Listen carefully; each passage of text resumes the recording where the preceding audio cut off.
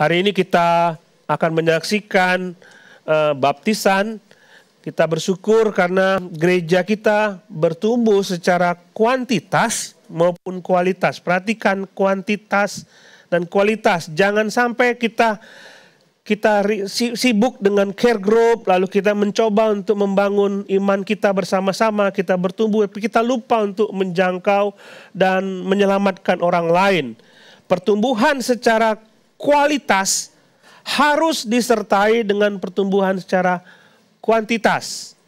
Jadi kalau seandainya saya bertumbuh secara kualitas, efeknya adalah saya akan menjangkau orang lain. Kalau saya tidak menjangkau orang lain, maka saya tidak bertumbuh secara kualitas. Rohani kita tidak dewasa. Jadi baiklah kita coba untuk terus mencari jiwa-jiwa baru bagi Tuhan, dan pasti senang sekali. Dan saya yakin ketika baptisan terjadi, malaikat Tuhan bersorak. Senang, ada nama baru di surga. Amin. Amin. Nah, kita belajar sekarang mengenai ucapan bahagia. Ini yang ketiga dari ucapan bahagia.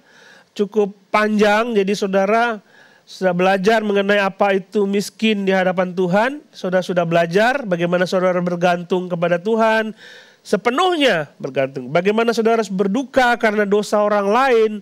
Bagaimana saudara harus lemah lembut seorang terhadap yang lain, mencoba untuk menahan emosi, menahan diri. Dan saudara melihat kemarin kita haus dan lapar akan kebenaran. Kita bermurah hati, kita suci hatinya, kita sudah belajar itu semua. Dan kali ini kita akan belajar mengenai ada seorang yang membawa damai. Seorang yang membawa damai. Ada 8 ucapan bahagia yang akan kita pelajari, yang sudah kita pelajari.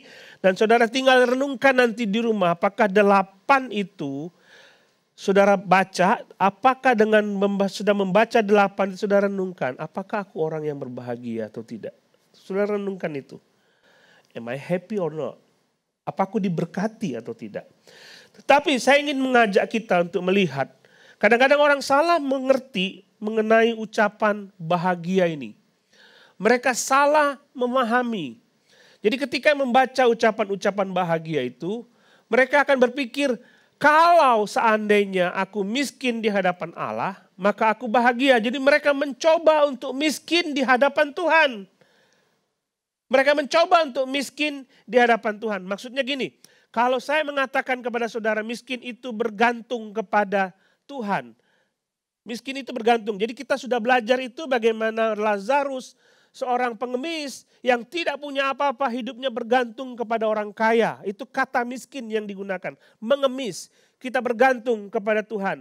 Jadi kalau saudara katakan, kalau ingin bahagia biarlah saudara bergantung sepenuhnya kepada Tuhan. Dan saudara mencoba untuk bahagia lalu saudara bergantung kepada Tuhan. Bukan itu intinya. Bukan itu intinya.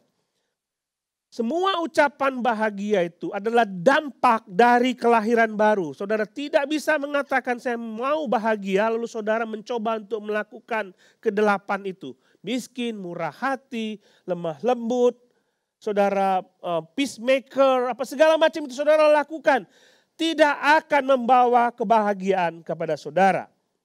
Tetapi semua ucapan bahagia itu dampak-dampaknya kalau saudara miskin, itu artinya saudara sudah berada di dalam Kristus. Contohnya begini, ketika Tuhan bertanya kepada para murid di Kaisarea Filipi. Tuhan bertanya kepada mereka, menurut kamu siapakah aku ini? Dan mereka mengatakan, ada yang mengatakan Elia, ada yang mengatakan salah seorang nabi. Lalu seorang namanya Petrus, Simon berkata, engkau adalah Mesias dari Allah. Simon berkata demikian, lalu jawab Yesus begini, berbahagialah engkau Simon. Bukan engkau yang menyatakan, tetapi Allah menyatakan itu dalam dirimu. Simon tidak sedang senyum, lalu Tuhan mengatakan, you happy ya Simon ya? Enggak. Simon biasa-biasa saja, mungkin dia bingung apa maksud kata Tuhan ketika dia mengatakan aku berbahagia. Tapi Tuhan mengatakan engkau berbahagia karena bukan engkau yang mengatakan itu. Yang mengatakan itu sepenuhnya adalah Tuhan sendiri. Bapa sendiri menyatakan itu di dalam dirimu. Saya ambil contoh lagi. Saudara tahu ada buah roh. Orang sering mengatakan buah-buah roh, padahal kata itu kata tunggal, buah roh. Buah roh, saudara lihat ada 9 itu. Ada buah roh. Dan saudara mengatakan saya ingin mencoba, saya dulu pernah waktu saya masih mahasiswa, saya daftarkan semua buah roh itu. Lalu saya berusaha untuk melakukan 1, 2, 3, kasih, murah hati, lemah lembut, segalanya. Semuanya saya daftarkan, saya mencoba untuk melakukan semua itu. Tapi gagal. Yang berbuah itu roh, bukan kita. Bukan kita yang berbuah. Kita tidak bisa mengusahakan itu. Kita akan membiarkan roh yang bekerja di dalam diri kita menghasilkan buah-buah itu. Itu intinya. Demikian juga ucapan bahagia. Saya ambil contoh lagi. Kalau saudara mengatakan diberkatilah orang yang dalam Mazmur pasal 1 itu, ya seperti yang merenungkan firman Tuhan siang dan malam, ya seperti pohon yang ditanam di tepi aliran air. Pohon itu ditanam di dalam tanah. Yang memberi pertumbuhan pohon itu adalah air yang dari tepi aliran sungai. Saudara nggak mengatakan tanah ini subur, nggak bisa. Yang memberi pertumbuhan adalah air itu. Nah, kita mau bertumbuh, kita mau mendapatkan semua ucapan bahagia ini. Tidak mungkin kalau tidak melalui Yesus. Tidak mungkin. Kalau saudara tidak percaya kepada Yesus, percuma saudara mau miskin di hadapan Tuhan. Percuma. Coba lihat ucapan bahagia ini. Kita lihat pasal 5. Saya rasa Pastor Alex sudah menjelaskan itu minggu lalu, bahwa ucapan khotbah di bukit ini disampaikan untuk para murid, orang-orang lain mendengarkan itu. Coba lihat ayat yang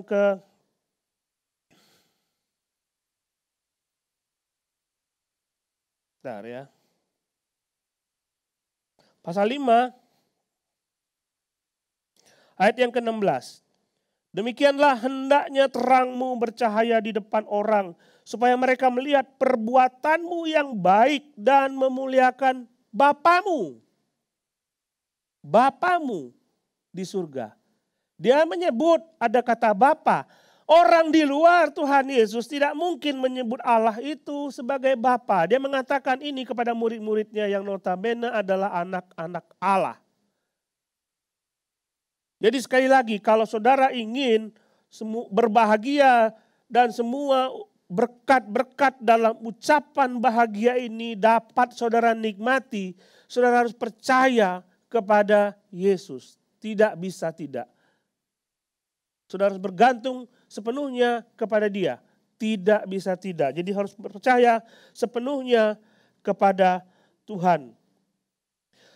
Jadi saudara harus percaya kepada Tuhan. Nah, Tuhan mencatat semua ini, Tuhan memberikan khotbah di bukit ini untuk menunjukkan kepada kita seharusnya ketika engkau pindah masuk ke dalam kerajaan Allah, saudara percaya kepada Tuhan, saudara menjadi warga kerajaan surga, seharusnya ini muncul.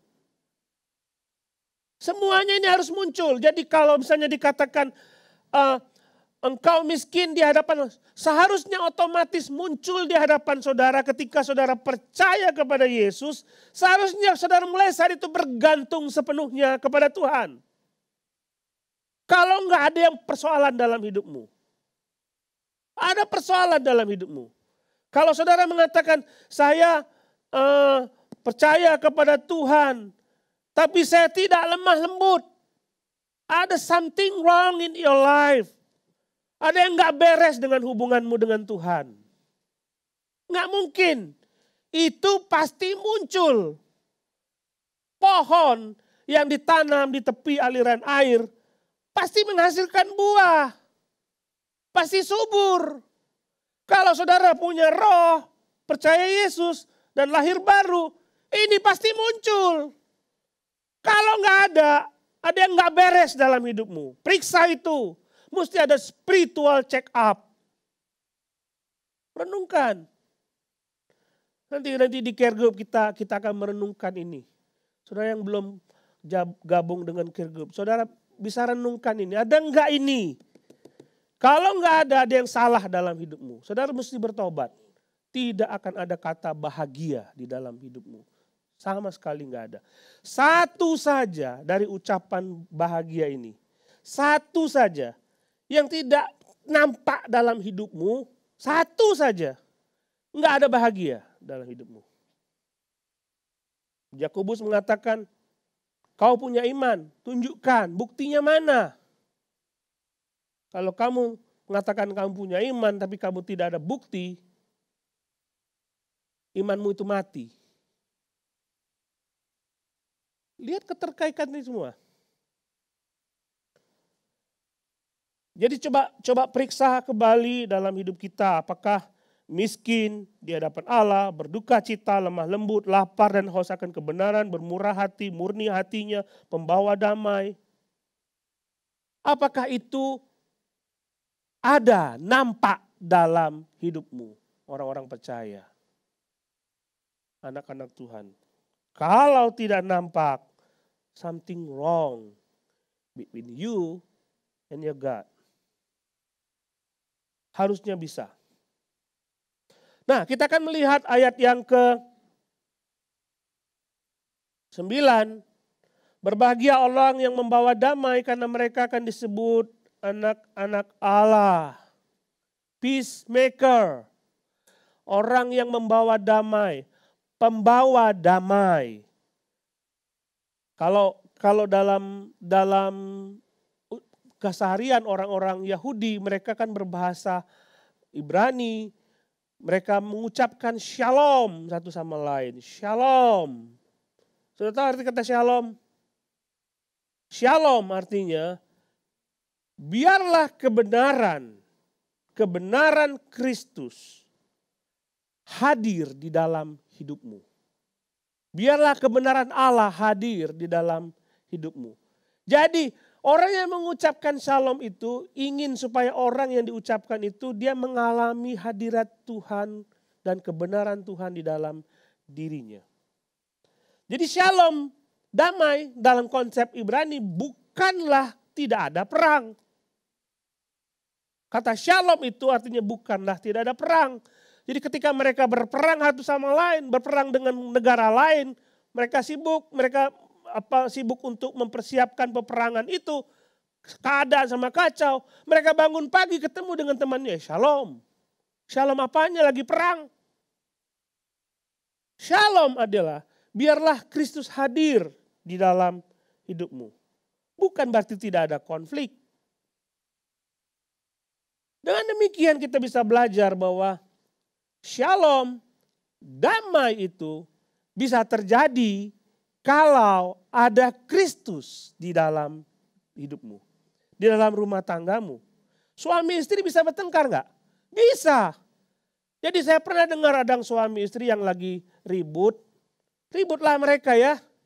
Biasalah kan pendeta kan sering dengar begitu. Pak pendeta, pastor, kalau bukan karena anak-anak kami udah bercerai. Saya menahan diri supaya anak-anak tidak mendengar kami bertengkar.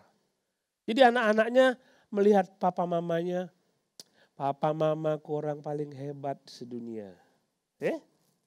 Enggak ada pertengkaran. Tapi waktu tidur saling membelakangi. Enggak pernah ngomong. Pertengkaran enggak ada. Tapi ada damai enggak? Tidak ada damai. Mereka mencoba untuk membuat kedamaian dengan cara tidak bertengkar. Mencoba membuat kedamaian untuk tidak menciptakan friksi, tidak menciptakan konflik satu sama lain. Tapi apa yang terjadi? Di dalam dirinya ada sesuatu yang salah.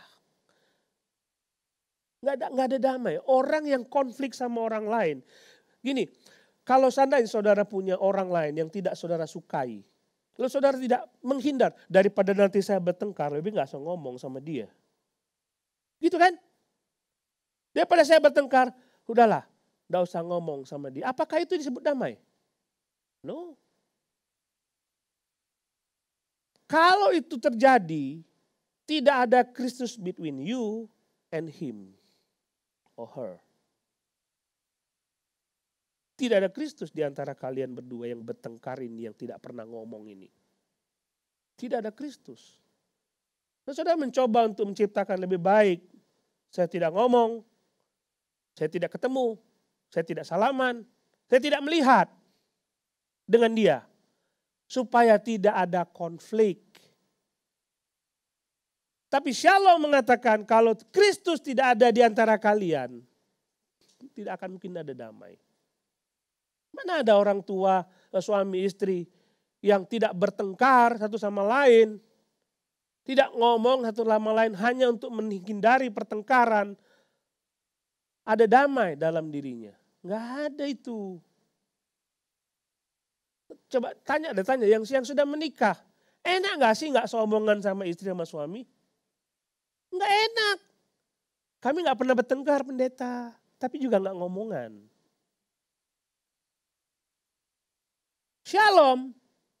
Ada Kristus. Kalau ada keluarga yang rusak, yang gak beres, bertengkar suami istri satu sama lain. Undang dia untuk masuk ke dalam keluarga itu. Biar Tuhan hadir dan membereskan persoalan itu. Jadi ini Kristus, di situ suami saudara dan di sini saudara. Begitu saudara melihat suami saudara yang saudara benci, saudara sudah melihat Kristus dulu sehingga saudara melihat dengan kasih Kristus. Demikian juga kalau saudara satu sama lain sedang ribut, letakkan Kristus di tengah-tengah. Jadi ketika saudara gondok sama dia, saudara lihat ada Yesus. Saya mengasihi dia. Tidak enak saudara. Saudara jadi orang Kristen tetapi tidak ada shalom di dalam diri saudara. Itu dalam bahasa Ibrani. Kemudian kalau kita lihat di dalam bahasa Yunani, ini yang dipakai dalam Matius pasal 5 ayat yang ke-9 ini.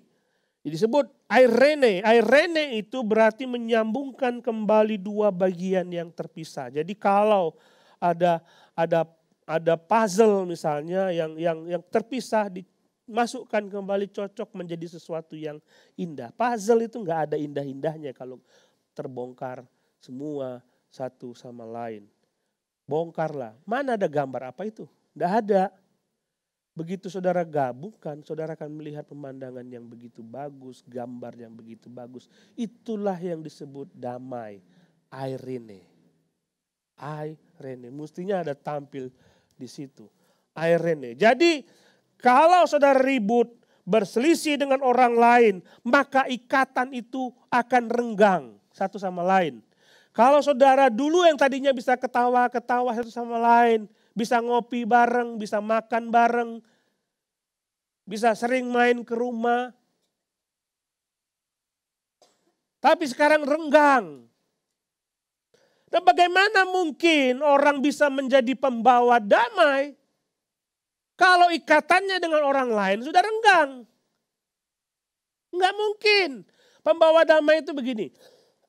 Saya dengan Pak Asin berselisih. Kalian semua tahu. Misalnya saya sedang berkhotbah. Nah, dia berdiri tunjuk-tunjuk saya. Lalu saya marah sama dia. Dan saudara, saya turun bertengkar lagi. Ribut-ribut satu sama lain. Terus Patrick datang. Sabar saudara. Ayo kita lihat. Jadi saya dengan Pak Asin bersalaman lagi. Dan berbaikan lagi. Makan bareng lagi. Si Patrick akan menjadi pembawa damai. Tapi bagaimana mungkin seorang bisa membawa damai kalau dia sendiri berselisih dengan orang lain? Hubungannya dengan orang lain menjadi renggang. Tidak ada kuasa, saudara. Pembawa damai adalah orang-orang yang di dalam dirinya berdamai dengan orang lain. Berdamai dengan orang lain. Bersatu dengan orang lain. Makanya kalau saudara mau menjadi pembawa damai, lihatlah yang dulu renggang. Yang dulu bersama-sama dan sekarang renggang. Yang dulu sering bersama-sama tapi sekarang gak pernah bersama-sama lagi. Ayolah. Bukankah itu yang Tuhan mau? Bukankah saudara menyanyi aku menjadi bejanamu? bentuklah aku seturut kehendak-Mu.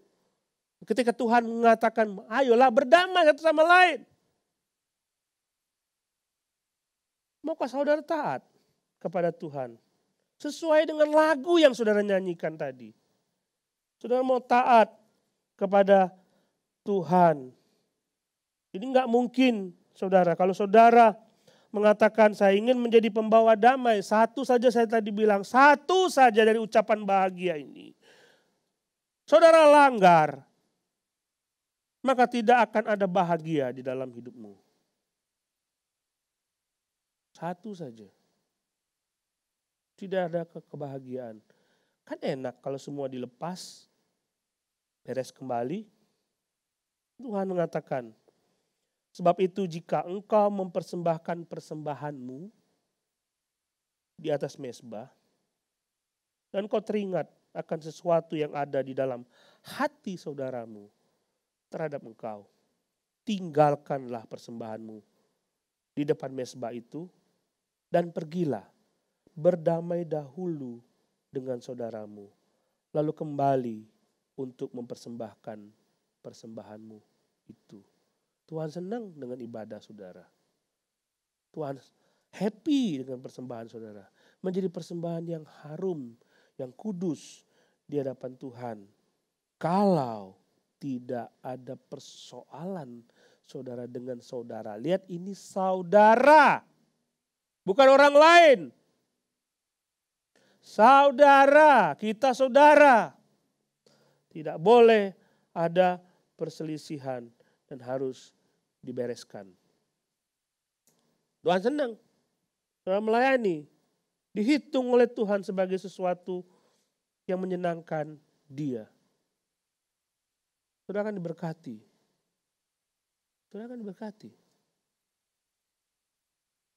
Sebutkan di situ, karena mereka adalah disebut dengan anak-anak Allah. Saudara mengaku sebagai anak Allah? Benar? Tapi damai ini ada enggak? Sebagai anak Allah harus terjadi seperti itu. Ikatan, damai, satu sama lain terjadi. Pembawa damai, kata ini adalah kata pembawa damai. Jadi orang yang membawa damai. Kalau orang suka sekali hidupnya, I love peace, I love peace. Tapi yang dimaksud adalah orang yang membawa damai. Orang yang membawa damai. Bukan orang yang gampang menciptakan konflik. Waktu saya siapkan, jadi saya ingat dengan sabung ayam. Sabung ayam, tahu ya? Sabung ayam. Ayam itu gampang sekali diadu, saudara. Jadi dia lagi makan-makan, ini ayam jago lagi makan. Saudara bawa ayam jago aja, udah lempar aja sebelahnya. Dia nggak ngerebut makanan, berantem itu. Makanannya nggak direbut, berantem dia. Kadang-kadang kita kayak gitu, kayak ayam gitu. Nggak ada yang rugi kita, tapi berantem. Bagaimana bisa bawa damai? Tapi ini disebut adalah orang-orang yang membawa damai. Allah berkata, berbahagialah orang yang membawa damai. Orang yang mendamaikan dua pihak yang bertikai. Dua pihak yang bertikai dikumpulkan dan didamaikan. Saya pernah ribut sama teman saya di waktu saya masih pemuda. Lalu mentor saya datang, panggil. Ayo sini, masuk ke kantor dia. Orang itu dipanggil, kantor. Ributlah kami situ, tengah-tengahnya itu dia mentor itu diam aja gini. Sudah. Akhirnya setelah sekian lama dia memberikan nasihat, kami berpelukan, kami berdamai. Sampai sekarang hubungan kami amat sangat baik. Dia ada sakit, saya doakan dia. Dia suka tanya kepada apa kabar pendeta. Baik sekali. Orang yang membawa damai. Tapi kita coba lihat apa yang dimaksud dengan membawa damai ini. Jadi kalau saudara ada teman yang konflik, saudara bisa bawa dia untuk ayo kita duduk bersama, apa yang mesti kita bereskan. Tapi kalau sebagai orang-orang percaya, kita akan melihat dalam 2 Korintus pasal 5, 19-20. Inilah orang-orang pembawa damai yang dimaksud oleh Rasul Paulus.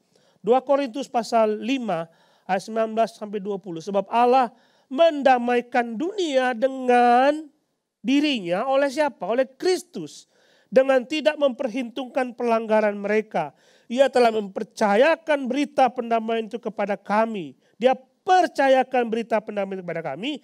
Jadi kami ini adalah utusan-utusan Kristus. Seakan-akan Allah menasihati kamu dengan perantaran kami. Dalam nama Kristus kami meminta kepadamu, berilah dirimu didamaikan dengan Allah. Ini orang-orang pembawa damai. Jadi orang kita sudah percaya kepada Kristus, kita disebut sebagai utusan-utusan Kristus. Dan kita melihat orang lain belum didamaikan dengan Allah. Dan kita menjadi perantara. Bagaimana caranya dia bisa didamaikan dengan Allah? Dia harus diceritakan. Kalau disebutkan di sini, Allah mendamaikan dunia dengan dirinya oleh Kristus. Jadi Kristuslah yang bisa mendamaikan seorang manusia yang berdosa dengan Allah. Lalu dia mengatakan engkau pembawa damai. Jadi ketika engkau melihat ada orang berdosa di situ yang tidak damai dengan Tuhan. Saudara harus menjadi perantara memberitakan Kristus kepada dia supaya dia bisa berdamai dengan Allah. Orang-orang ini yang bahagia. Jadi kalau dia melihat ada orang lain yang berdosa, dia diam-diam saja, dia bukan pembawa damai.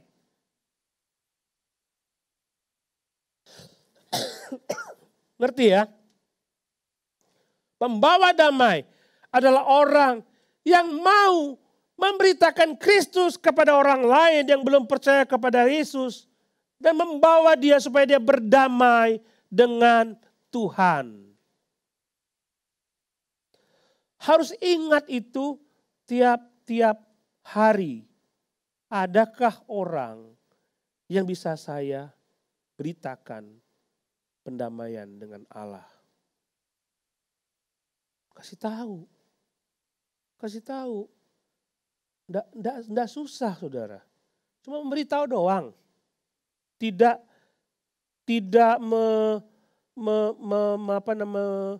memaksa dia untuk percaya kepada Yesus. Cuma beritahu doang.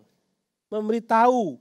Waktu Paulus masuk ke daerah Makedonia, dia mau masuk ke daerah Asia kecil, lalu ada orang di Makedonia, nyebranglah kemari, ayo nyebranglah kemari. Dan Paulus segera pergi ke daerah Filipi, dan di situ dia ketemu dengan Lydia. Dan disebutkan di situ Paulus yang sudah punya pengalaman bersaksi.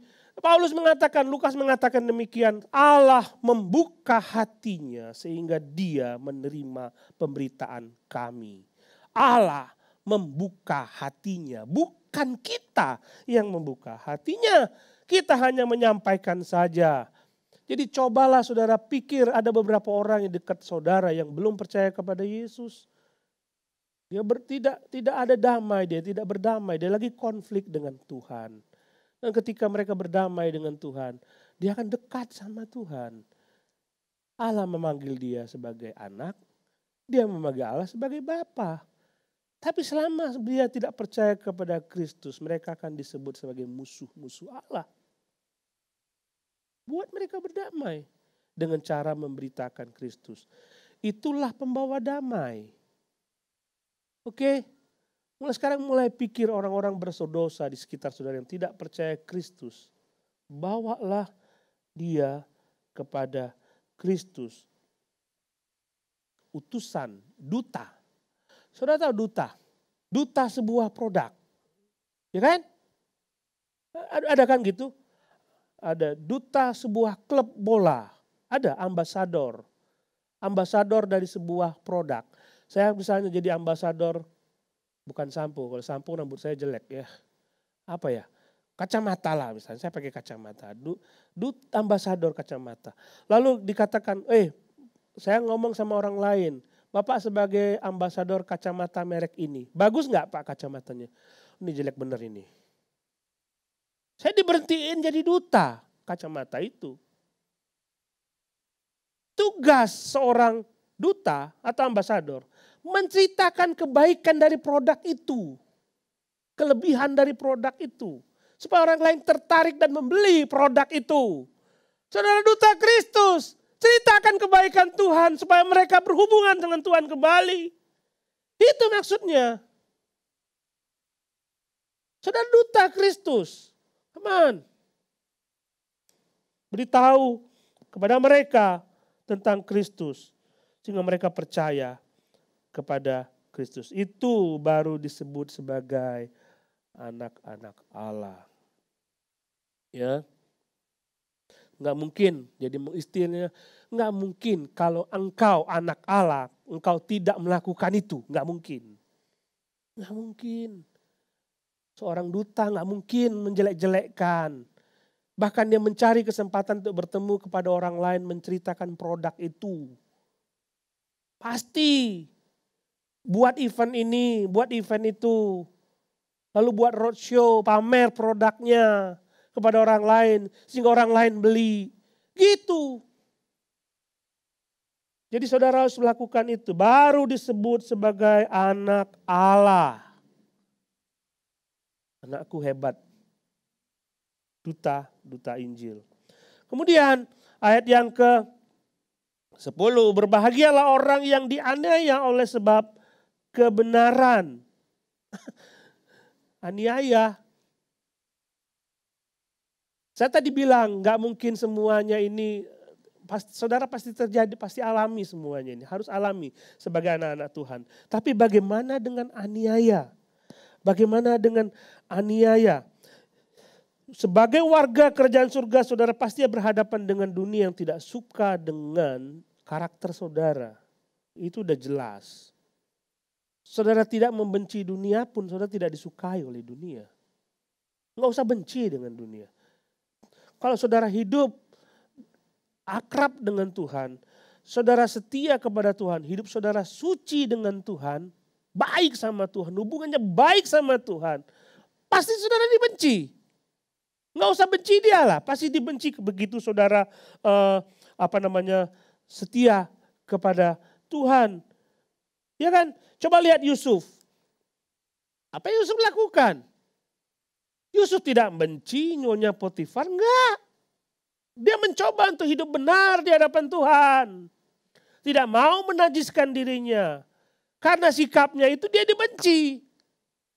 Daniel, apa yang Daniel lakukan? Enggak, dia berbuat baik kepada raja. Dia berbuat baik kepada raja, dia mengabdi kepada negara, dia baik. Tapi orang lain gak suka. Dimasukkan ke goa singa. Seperti itu. Stefanus, apa yang dia lakukan?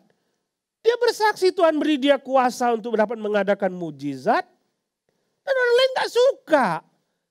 Difitnah dia. Dilempar pakai batu. Paulus apa yang dia lakukan? Dia pergi kemana-mana memberitakan Injil. Enggak benci sama mereka. Enggak ada benci. Tapi dunia membenci mereka. Dan ini yang akan terjadi dengan saudara sebagai anak-anak Tuhan. Saudara tidak disukai oleh dunia. Karena saudara mengikuti Yesus. Tidak disukai. Aniaya apa yang saudara alami? Saudara pasti akan mengalami ini ketika saudara percaya kepada Kristus. Lingkungan saudara pasti akan melihat, oh ini orang ini udah beda.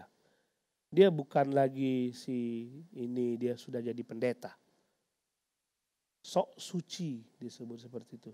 Begitu saudara diajak untuk melakukan sesuatu yang lain, yang saudara sudah mengatakan, itu bukan aku lagi, sekarang aku sebagai anak-anak Allah, sebagai anak Allah aku akan melakukan sesuatu yang baik, yang benar kepada Tuhan. Begitu saudara ingin melakukan sesuatu yang benar dan menghindari itu, teman saudara pasti bilang, ini udah nggak fair lagi, udah nggak akrab lagi sama kita, udahlah dikucilkan, dia nggak disuka sama kita. Benar nggak? Tapi kalau saudara ingin menyenangkan mereka, ya udah. Saudara tidak menyenangkan Tuhan, ya udah pasti saudara pasti disukai oleh mereka, tapi saudara dibenci dan tidak disuka oleh Tuhan. Pilih saja. Kalau tadi saudara minum minuman keras, Lo ketemu dengan orang-orang itu, dan saudara mengatakan saya tidak mau lagi minum minuman keras. Kalau kamu masih minum, kamu nggak mau lagi, udah nggak usah jadi teman kami. Wah, daripada aku kehilangan teman, aku sama-sama mereka aja. Saudara tidak akan dianiaya. Tapi saudara ingin mengatakan saya ingin hidup saya sepenuhnya diberikan kepada Tuhan. Saya tidak mau mabuk lagi. Saya tidak mau judi lagi. Saya tidak mau yang dosa-dosa lagi. Maka saudara mencoba untuk menghindari teman saudara yang mungkin mempengaruhi saudara untuk kembali kehidupan yang lama. Maka saudara akan dikucilkan. Itu yang disebut aniaya. Tidak enak saudara. Bagaimana kalau saudara bekerja lalu bos melakukan sesuatu yang tidak sesuai dengan hati nuranimu, yang tidak sesuai dengan nilai-nilai firman Tuhan. Saudara pasti akan berjuang mengatakan, kalau saya tidak melakukan ini, aku dipecat oleh bosku, maka aku tidak punya uang lagi. Tapi kalau saya melakukan ini, saya akan tidak dipecat, tapi nurani saya, nilai-nilai firman Tuhan saya langgar. Itu aniaya yang terjadi dalam hidup saudara. Paulus sendiri sudah memberikan sebuah peringatan dalam 2 Timotius 3:12 mengatakan, memang setiap orang yang mau hidup beribadah di dalam Yesus akan menderita aniaya. Resiko. Yesus sendiri mengatakan, kalau kamu mau ikut aku, kamu siap pikul salib. Kalau kamu gak siap pikul salib, gak usah ikut. Gak usah ikut. Aniaya akan dialami oleh setiap orang yang percaya kepada Kristus. Yang paling banyak yang saya saksikan adalah orang-orang yang terima Yesus Kristus sebagai Tuhan dan Juru Selamat. Lalu diusir oleh keluarganya. Kamu bukan bagian dari keluarga ini lagi.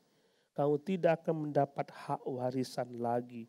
Kamu kehilangan teman-teman, keluarga, kakakmu. Jangan panggil aku mama lagi. Jangan panggil aku bapak lagi. Udah pergi sana, jangan pernah pulang lagi. Itu akan terjadi kepada setiap orang-orang yang percaya kepada Kristus. Aniaya itu terjadi. Tapi Tuhan bilang, setiap orang yang mau beribadah kepada Tuhan pasti akan mengalami aniaya. Yesus berkata begini. Matius pasal 5 ayat 10 sampai 12. Berbahagialah orang yang dianiaya oleh sebab kebenaran, karena merekalah yang empunya kerajaan surga.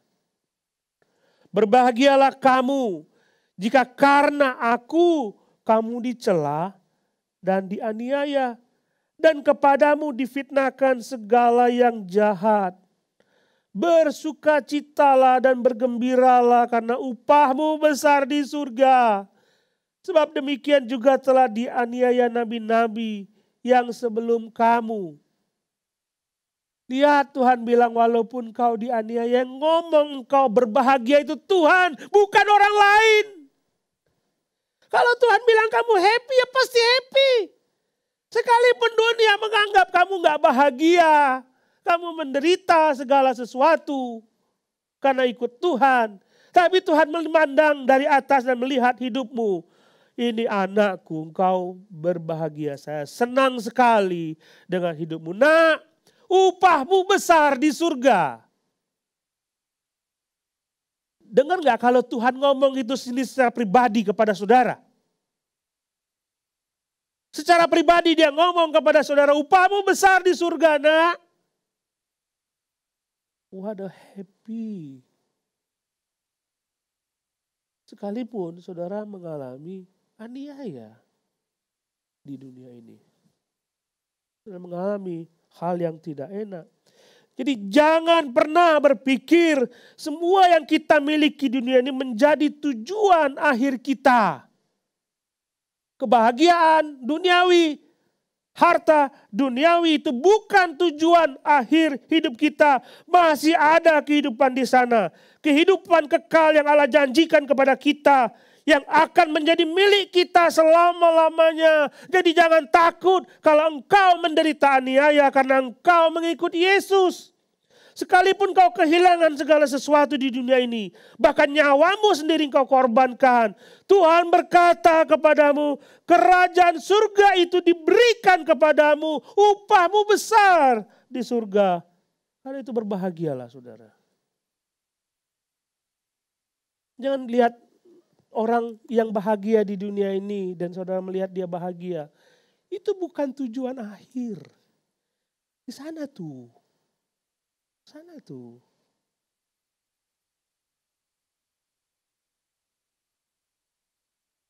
Coba renungkan, ada 8 ucapan bahagia yang Tuhan jabarkan di sini.